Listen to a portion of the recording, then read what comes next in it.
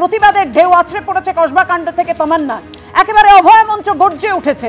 সেই ছবি আমাদের সামনে তুলে ধরেছেন আমাদের প্রতিনিধি সন্দীপ সরকার। সরাসরি চলে যাব সন্দীপের কাছে এই মুহূর্তে। সন্দীপ,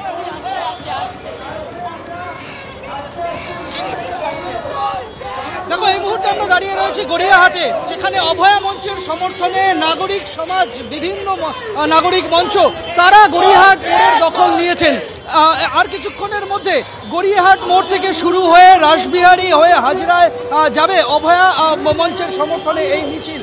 আমরা দেখেছিলাম যে আন্দোলন শুরু হয়েছিল আরজিকর কাণ্ডের পর, যে আরজিকর কাণ্ডের আন্দোলন অভয়া মঞ্চের ডাকে তা একটা বাড়তি মাত্রা পেয়েছিল।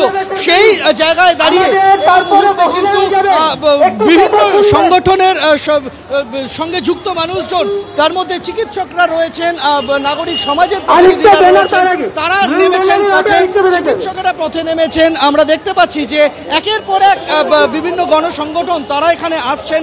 আরজিকর কাণ্ডের সময় যে স্লোগান আকাশ বাতাসকে কাঁপিয়ে দিয়েছিল, সেই উই ওয়ান্ট জাস্টিস, সেই স্লোগান কিন্তু আরো একবার আমরা উঠতে দেখতে পাচ্ছি।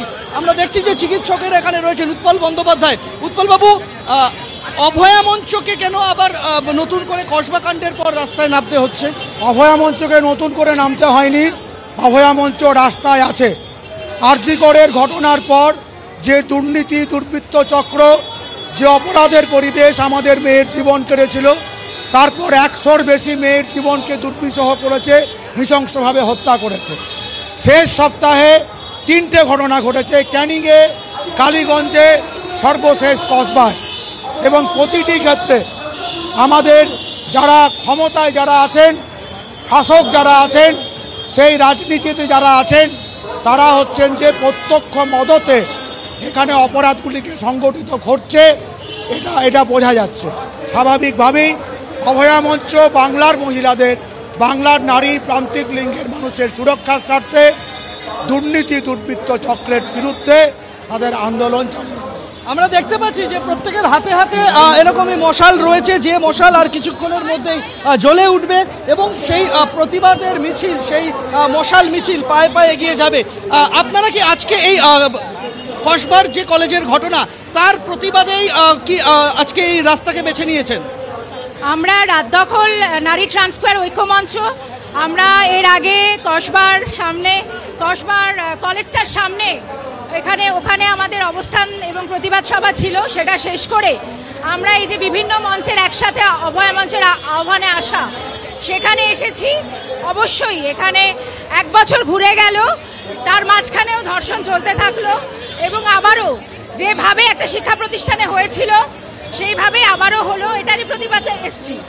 তুমি দেখতে পাবে যে মিছিলের দৈর্ঘ্য ক্রমশ বাড়ছে এবং এই গড়িয়াহাট মোড় থেকে গোলপার্কের দিকে সেই মিছিলকে সাজানো হচ্ছে। আর কিছুক্ষণের মধ্যেই সেই মিছিল পায়ে পায়ে এগিয়ে যাবে। প্রত্যেকের হাতে হাতে মশাল রয়েছে আমরা দেখতে পাচ্ছি এবং সেই প্রতিবাদের মিছিল, মশালের মিছিল, সেই রাত দখলের দিনের কথা কিন্তু কোথাও একটা মনে পড়িয়ে দিচ্ছে, যে কারণে আমরা দেখতে পাচ্ছি যে এখানে যথেষ্ট পুলিশ প্রশাসনেরও কিন্তু কড়া বন্দোবস্ত রাখা হয়েছে।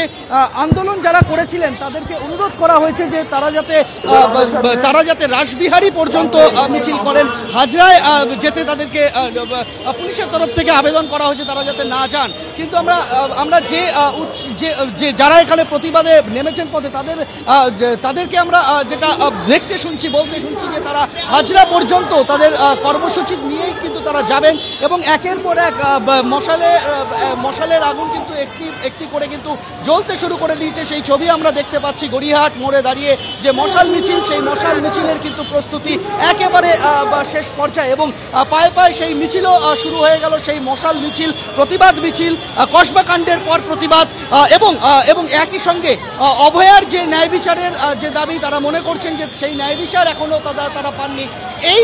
এই জোড়া দাবিকে সামনে রেখে সেই জোড়া দাবিকে সামনে রেখে কিন্তু তাদের এই মশাল মিছিল শুরু হচ্ছে গড়িয়াহাট মোড় থেকে।